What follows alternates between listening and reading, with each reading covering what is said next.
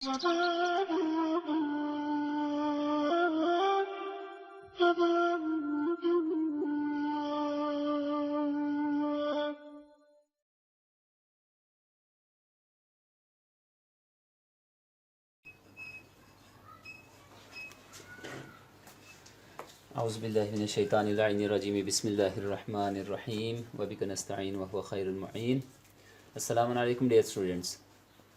आज 7th class की math का जो दूसरा यूनिट है यानी एक्सरसाइज 1.2 उसके बारे में आज हम पढ़ेंगे।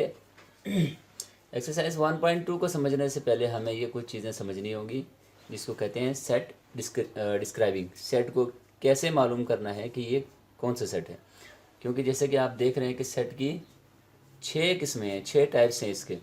तो इनमें से हमें ये पता करना है कि जो सेट हमें सवाल में आएगा हमें पता करना है कि वो कौन सा सेट है। तो उसके लिए पहले हमें इन 6 सेट्स के बारे में मालूम होना ज़रूरी है ताकि आगे जाके परेशानी ना हो। तो सेट डिस्क्राइबिंग में पहला जो है वो डिस्क्रिप्टिव फॉर्म होती है सेट की। तो डिस्क्रिप्टिव फॉर्म के बारे में आपको बताता चलूँ कि कोई ऐसा सेट जैसे A equal to 1 2 3 4 so on, ये एक सेट है। तो इसको डिस्क्रिप्टिव फॉर्म में हमने कैसे चेंज करना है, इसको डिस्क्रिप्टिव फॉर्म में हमने चेंज करना है। तो इसको ये लिखेंगे द सेट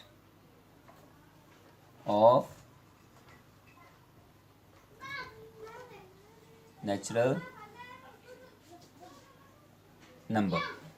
ये इसका डिस्क्रिप्टिव फॉर्म है, यानी कि इस जो डिजिट्स को हमने इस तरह लिखना है, the set of natural number, ये इसका डिस्क्रिप्टिव फॉर्म है।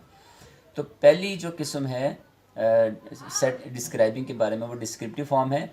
और कोई भी सेट इस तरह आ जाए और हमें कहा जाए कि इसको डिस्क्रिप्टिव फॉर्म में लिखें तो हमने इस तरह लिखा है। ये पहली किस्म। दूसरी किस्म है टेबुलर फॉर्म। टेबुलर फॉर्म में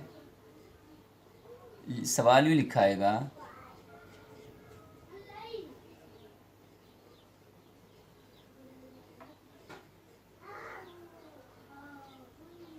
the set of whole numbers.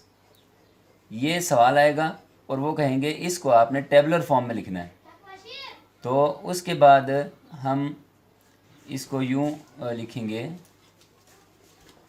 जैसे होल नंबर में 0 से स्टार्ट होता है, इसी तरह हम सो ऑन करते जाएंगे। तो इसमें डिफरेंस आप लोगों को वाज़ेह तौर पर पता चल गया है कि इसको हमने डिस्क्रिप्टिव फॉर्म में लिखना है, यानी ये खुद डिस्क्रिप्टिव फॉर्म है।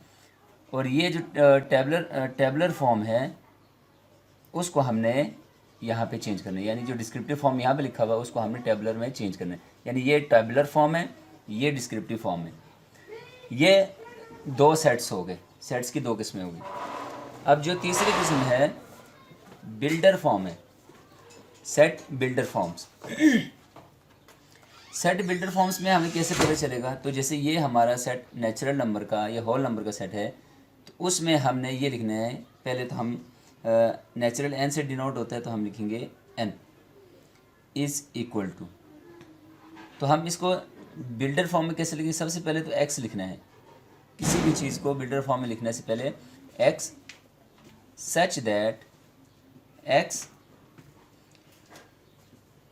Is the natural number.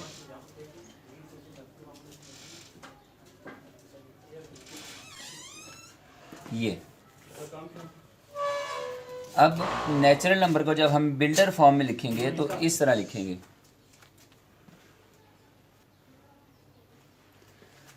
और इसको पढ़ना ऐसे है x such that x is the natural number, set of natural number. X is the set of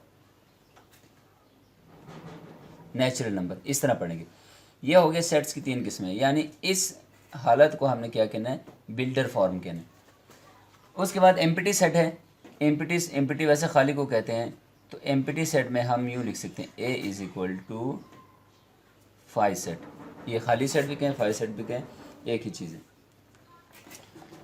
उसके बाद फिनिट सेट और इनफिनिट सेट, दो सेट्स बाकी रहते हैं।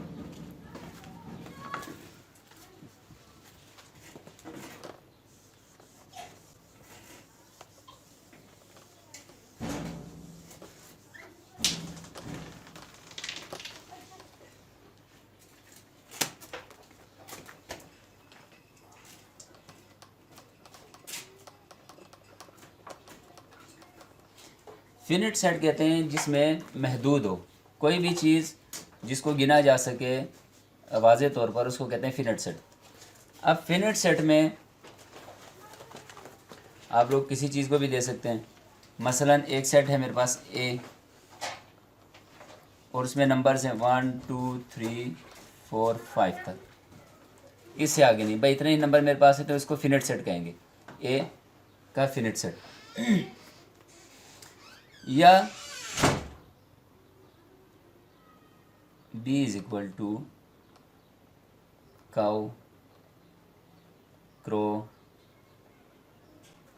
टाइगर, ये एनिमल्स का एक फिनिट सेट है जिसको गिना जा सकता है आराम के साथ। उसके बाद इनफिनिट सेट आता है। इनफिनिट सेट, उसमें आप होल नंबर ले लें, 0 1 2 3 सो ऑन। अब इसका जो लास्ट डिजिट क्या है वो हमें मालूम नहीं है, तो जिस चीज़ के बारे में हमें वाज़े ना हो कि वो उसकी तादाद कितनी है, तो उसको हम इनफिनिट सेट में शुमार करेंगे। इसी तरह हमारा होल नंबर, नेचुरल नंबर और इंटीजर नंबर सारे इसी में ही, यानी इनफिनिट सेट में उसी में शुमार किया जाएगा। तो इसी तरह सेट डिस्क्राइबिंग में आपने मालूम करना है कि कौन सा सेट किस किस्म में आता है। तो हमारे पास 6 किस्में थी सेट की, और 6 किस्में हम पढ़ चुके हैं। तो आपने जो एक्सरसाइज 1.2 में है वो वही सवाल हैं, और उस के हिसाब से आप लोगों ने मालूम करना है कि ये सेट किस सेट में से आता है।